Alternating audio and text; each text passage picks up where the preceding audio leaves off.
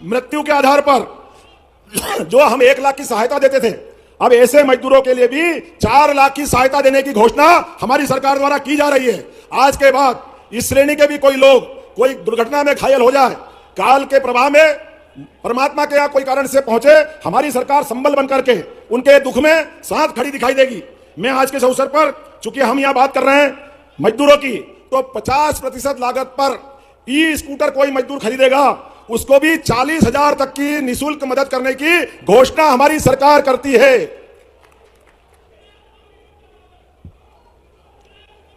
Line से घोषणाएं तो बहुत सारी है। यहां आज लगभग संबल योजना के माध्यम से 678 करोड़ रुपए की राशि सभी हमारे श्रमिक बंधुओं के खाते में डालने की आज कार्रवाई संपन्न की। जोरदार ताली बजाएं अपने भाई बहनों के लिए। विभिन्न विभागों के 31.62 करोड़ के 257 विकास कार्यों की भी यहीं पर लोकार्पण करने की कार्रवाई की गई है। आज जहां हमने इस एयरपोर्ट पे स्वर्गीय राजमाता सिंधिया का इतिहास कौन नहीं जानता है, स्वर्गीय महाराज माधवराव सिंधिया को कौन नहीं जानता है। पहले 1971 में अगर भारतीय जनता पार्टी ने अपने कदम बढ़ाए तो पहली विजय जहां जहां मिली वो हमारा गुना, जहां स्वर्गीय माधवराव सिंधिया पहली बार जीते, भिंड स्वर्गीय राजमाता सिंधिया जी जीती, और ग्वालियर स्वर्गीय भारत रत्न अटल बिहारी वाजपेयी ने जनसंघ का झंडा फहराया था। ग्वालियर की धरती वो अद्वितीय धरती है जिसके आधार पर भारतीय जनता पार्टी ने, जैसे एयरपोर्ट धीरे धीरे बढ़ रहा है, ऐसे भारतीय जनता पार्टी जनसंघ के जमाने से धीरे धीरे जब बढ़ने लगी तो सबसे पहले आश्रय जहां मिला, ऐसी स्वर्गीय राजमाता सिंधिया जी का आश्रय मिला। जोरदार तालियां बजाएं हमारी अपनी राजमाता के लिए, जिनके नाम पर यह हमारा एयरपोर्ट का शुभारंभ हुआ है। वास्तव में जब मां की प्रतिमा हमारे सामने दिखी तो लगा कि वास्तव में हमारी अपनी राजनीतिक यात्रा का ये वात्सल्य मिल गया, ये प्रेम मिल गया। आज के इस अवसर पर महामहिम हमारे बीच बैठे हैं। जोरदार अभिनंदन करो माननीय महामहिम हमारे मंगूभाई पटेल साहब का, जिनका सदैव अच्छे कामों में इसी प्रकार का आशीर्वाद मिलता है। और आज यहां के बाद कोर्ट बिल्डिंग लगभग 111 करोड़ की लागत से विभिन्न प्रकार की कोर्ट बिल्डिंग का लोकार्पण होगा और अनेकानेक कार्यक्रम है। लेकिन कार्यक्रम से हम थकने वाले भी नहीं है, ना रुकने वाले हैं।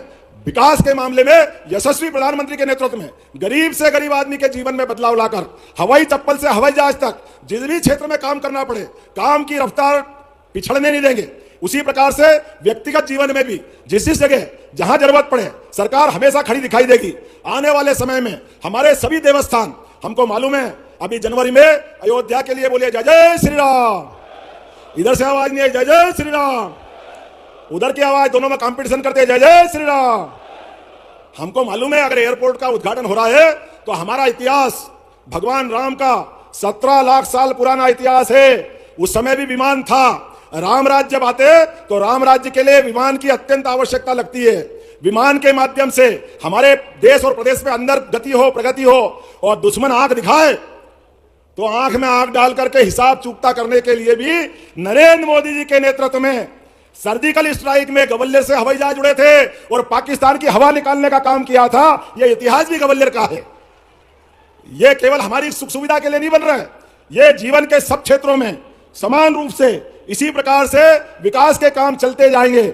आज के इस अवसर पर जोरदार ताली बजा करके पूरे कार्यक्रम के साथ विकास के मामले में हम सब संकल्प करें। विकास तो जैसा कि दोस्तों अभी आप लोगों ने देखा है, मध्य प्रदेश के नए मुख्यमंत्री डॉक्टर मोहन यादव जी ने आज जबरदस्त घोषणा की है। दोस्तों आप लोगों को बता दें कि मध्य प्रदेश सरकार वैसे तो किसानों को बड़ा लाभ दे रही है, सभी को पता है कि किसान हो चाहे गरीब हो चाहे मजदूर हो, आज मजदूरों के खाते में मुख्यमंत्री जी ने राशि ट्रांसफर की है। और साथ ही उन्होंने कई बड़ी घोषणाएं भी करती हैं, जैसे कि अगर मजदूर स्कूटर लेगा तो उसको 40,000 रुपये तक की सहायता दी जाएगी, यानी कि 40,000 रुपये देंगे सरकार देगी और वो मजदूर अपने जगह से पैसे करके स्कूटर खरीद सकता है। ये जो है डॉक्टर मोहन यादव जी ने बड़ी घोषणा कर दी है मजदूरों के लिए।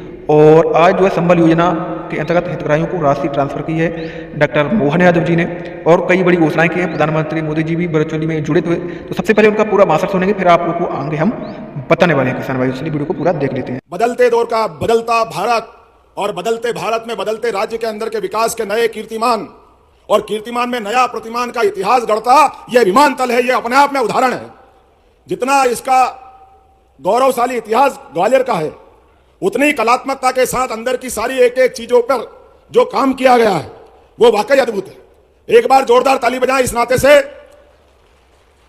कि राजमाता जी के जीवन का जो उनने अपने जीवन की एक धारा बनाई थी, जो उनका व्यक्तित्व था, उसके आधार पर, और आज एक और सुखद संयोग है, विकास के मामले में स्वर्गीय श्रीमंत माधवराव सिंधिया जी का भी नाम पूरे देश में अत्यंत सम्मान से लिया जाता है। एक बार उनको भी हम स्मरण कर रहे हैं। और माननीय सिंधिया जी ने कहा है, मुझे भी मजा आता है इतिहास की बात करने में, ग्वालियर घराना माननीय हम सब जानते श्रीमंत शिवाजीराज महाराज साहब के समय संकल्प उनने लिया, बाजीराव जी ने कदम बढ़ाए, लेकिन मुगलों से चट्टान की तरह मुकाबला करने के लिए सदैव ग्वालियर घराना यहां से अपनी भूमिका अदा करता रहा। उस कठिन काल में भी एक नहीं कई उदाहरण भरे पड़े हैं जहां यहां के हमारे वीर रणबांकुरों ने, यहां की हमारी सेना ने जाकर के दिल्ली को भी धूल चटा करके अपनी ताकत का एहसास कराया है। यह हमारा हजारों साल का इतिहास। और यहां नहीं उस चुनौती के काल में जो बताया गया, एक एक मंदिरों के नाम लिए, एक एक स्थान की बात कही है जो इस एयरपोर्ट में दिखाई देती है, वो यहां से नहीं, यहां से लगा करके जहां तक हमारी उत्तर भारत की सीमाएं घूम रही है, जहां जहां हमारी इस रियासत से संबंध था। यहां से पहले उज्जैन राजधानी थी, उज्जैन के सभी बाबा महाकाल के मामले में एक बार जोरदार जयकारा लगाए, बोले महाकाल महाराज की। आज महाकाल का महालोक का पूरा परिसर जिस प्रकार से हम सब देख के आनंदित होते हैं, उसके केंद्र बिंदु में जो बाबा महाकाल का मंदिर है वो हमारे श्रीमंत महाज जी द्वारा निर्मित था। जोरदार अभिनंदन करें उस काल को लेकर के भी। और आज अद्भुत गौरव जुड़ रहा है, यहां विमानतल का लोकार्पण हो रहा है, उज्जैन के एयरपोर्ट की घोषणा हो रही है। जोरदार तालियां बजाएं माननीय सिंधिया जी के लिए। आज इसी स्थान पर यहां के बाद लगातार एक के बाद और विभाग के काम भी होंगे, लेकिन हवाई जहाज की बात रहे तो यशस्वी प्रधानमंत्री के नेतृत्व में हवाई चप्पल वालों को भी नहीं भूल सकते, गरीब को भी नहीं भूल सकते, सबको लेके चलने की सरकार यशस्वी प्रधानमंत्री की सरकार है और हमारी सरकार है। एक बार जोरदार तालियां बजाएं नरेंद्र मोदी जी के लिए। तो आज दोस्तों आप लोगों ने देखा है मध्य प्रदेश के मुख्यमंत्री डॉक्टर मोहन यादव जी ने किसानों के लिए, लाडली बहनों के लिए, युवाओं के लिए बड़ी घोषणा की है। मध्य प्रदेश सरकार ने आज लगभग 30,591 श्रमिकों के खाते में राशि जो है ट्रांसफर की है। संबल योजना के अंतर्गत हितग्राही यानी कि 30,591 करोड़ रुपए की जो राशि है वो डॉक्टर मोहन यादव जी ने ट्रांसफर की है आज, और कोई बड़ी घोषणाएं भी उन्होंने कर दी हैं। तो किसान भाइयों बताया जा रहा है कि किसानों को मुआवजा राशि मध्य प्रदेश सरकार जल्द दिलवाने वाली है। साथ ही लाडली बहनों को लाडली बहना आवास राशि भी दिलवाने वाली है, और लाडली बहना की जो अगली किस्त है 10वीं किस्त वो भी लाडली बहनों के खाते में अब डलने वाली है और डलेगी, क्योंकि आज 10 मार्च आज के दिन पैसा ही डलना था, लेकिन किसी भी कारणवश नहीं डल पाया है। लेकिन अब सरकार आगे कंटिन्यू लगातार डालेगी, जो 10वीं किस्त है वो आगे आप लोग को मिलने वाली है। चलिए सबसे पहले उनका पूरा भाषण सुन लेते हैं हम।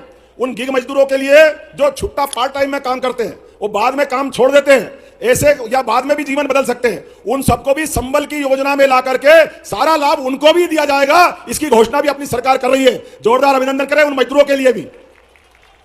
और इनके माध्यम से पहले दिव्यांगता के आधार पर, मृत्यु के आधार पर जो हम 1 लाख की सहायता देते थे, अब ऐसे मजदूरों के लिए भी 4 लाख की सहायता देने की घोषणा हमारी सरकार द्वारा की जा रही है। आज के बाद इस श्रेणी के भी कोई लोग कोई दुर्घटना में घायल हो जाए